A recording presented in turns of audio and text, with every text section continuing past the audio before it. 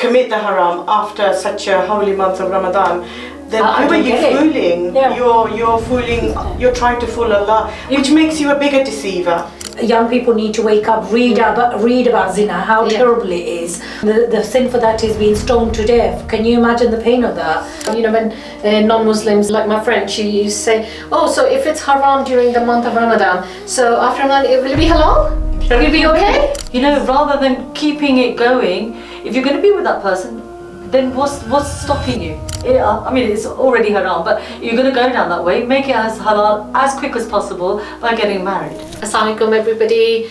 I hope Ramzan's treating you well and you're making the most of this month. And ladies, we're here talking about not such a pleasant subject today. I mean, everyone knows the answer, but you know, some people try to find a back door to escape from it. But for the sake of Ramadan and for the sake of Allah, you know, haram relationships, please avoid them, at least during the month of Ramadan. And there is just no acceptance. It invalidates your fast, and it's just not a good thing. That's how I see it. We shouldn't be having haram relationships anyway. It's forbidden. Yes. So, yeah. But you do get youngsters who will stop texting, seeing or communicating with their so-called girlfriend or boyfriend to make Ramzan halal. If you can, get your nikah done, get married.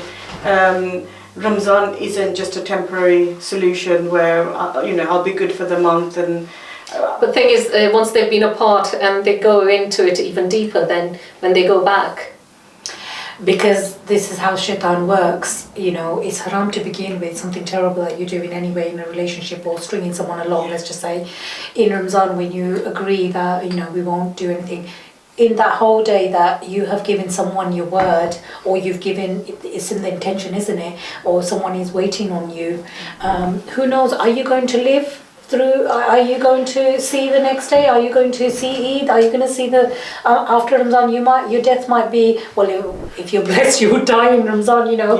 It's one of the, you know, while you're fasting, but who's to say you're going to live to correct what you're doing? But in that whole time, somebody else is counting, waiting on you, and that is such a big haram itself, isn't it? Yes. I know people think that they're not sinning and they're in the clear maybe, and their du'as and repentance and ibadah will be accepted by Allah subhanahu wa ta'ala, but I'm struggling to understand how when you've just bought some time, and if anything it makes you feel worse because you've had that big gap and distance, and then but if you're premeditating to commit the haram after such a holy month of Ramadan, then who are you fooling? You're fooling. You're trying to fool Allah, which makes you a bigger deceiver. If you're in a haram relationship before Ramadan or however long you've been in one, try during the month of Ramadan. Obviously you're going to be abstaining from it. If you are, then seriously think, make it halal. You know, try and ask Allah to give you the guidance and help the other person and the families get together, and after Eid, get together as families. And I mean, it's already haram, but you're going to go down that way. Make it as halal as quick as possible by getting married. You know, rather than keeping it going, if you're going to be with that person, then what's stopping you?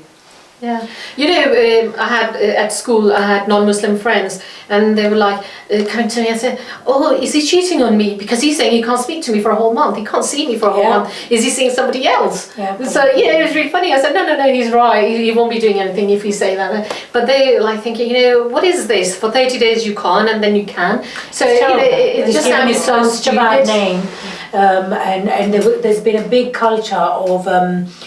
Muslim girls as well as non-Muslim women saying that oh, he's dumped me before Ramzan, it's probably just for your religious values, but I bet he's gonna call me up afterwards. Yeah, it's given us such a bad name. And you know, young people need to wake up, read about zina, how terrible it is. I mean, the sin for that is being stoned to death. Can you imagine the pain of that? Why are people committing such things? If they only knew what actually they do. I did not know that. Yeah, I did not know that. And you know, it's just funny. It's like, you know, when non-Muslims, they like my friend, she used to say, "Oh, so if it's haram during the month of Ramadan, so after Ramadan, will it be halal? Will it be okay?"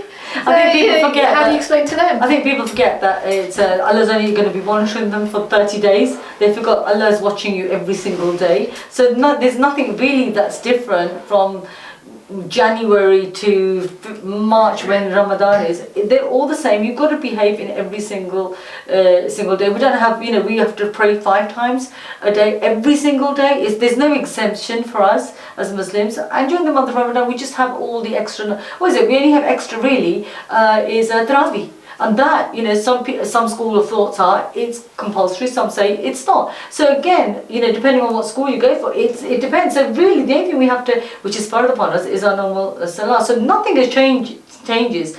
Children or the younger people, or even the older people that are in this haram relationships, should realise that Allah is watching.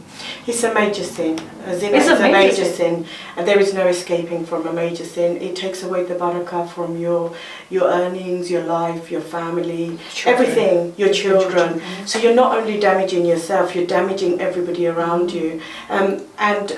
It's between you and Allah. If you keep it quiet, it's between you and Allah. You ask for forgiveness, but you have to take the steps towards making it halal, towards getting away from it. Allah's made it so easy if 2 people are committed to each other.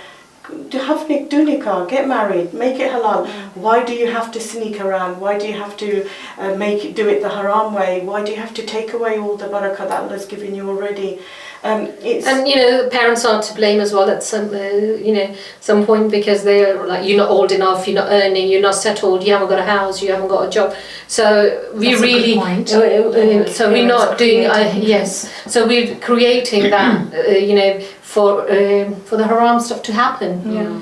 So yes, but Allah has said Parents everybody should will be assist tested in different ways, and this is a form of testing your sabr, your obedience, your if such questions do arise, speak to your parents nicely, come to an understanding.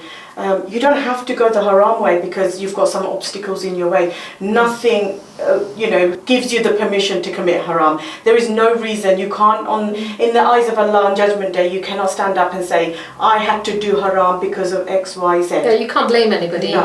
You can't blame anybody, but parents need to be more understanding for their children. If your child is asking for it. I mean, I know a parent who was opposing their children because it's the final year of their degree, and but after talking, they all agreed to it, and now they're having a wedding, so which is great. But there is still another child who I know is still struggling to get the message across to the parents. You find some parents would encourage their children to do haram. Some will force their children to do haram by withholding, and it's like everybody's answerable for their own sins. If we are making it difficult for our children and they're falling into the haram and doing it, then we have to be mindful of that as well. Some parents use it as an excuse. How can you be sure that he's ready for and this is the person? He should play the field.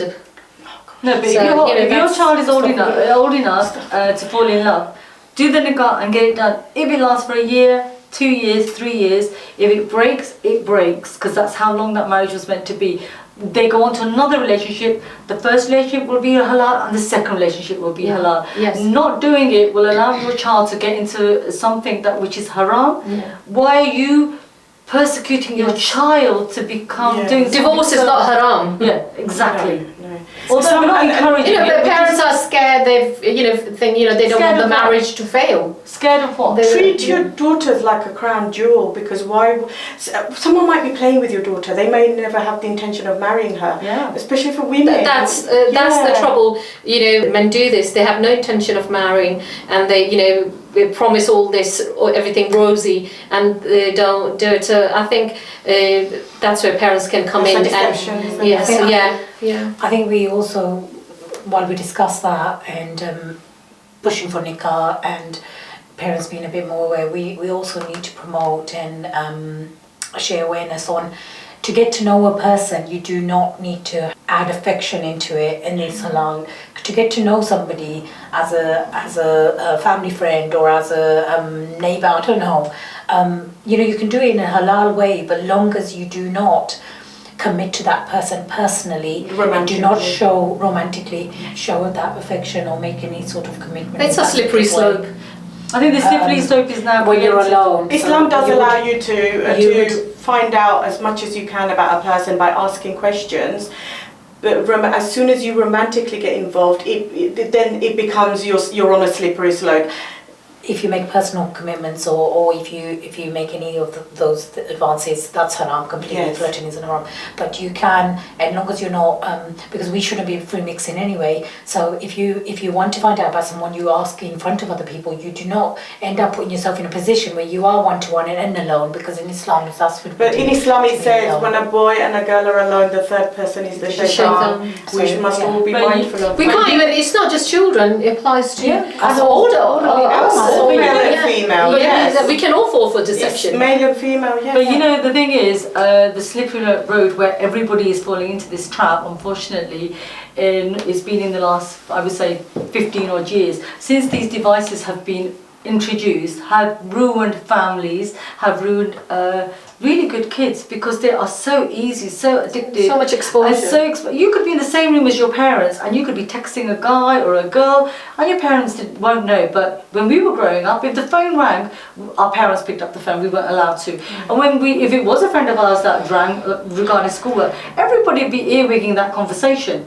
Because you'd have one living room, everybody be sat there. So our parents had more control over us by doing next to nothing. Whereas we have no control over our kids, really, because these things get We don't. away. It's not all about control. Not control in that They'll way. find their time away.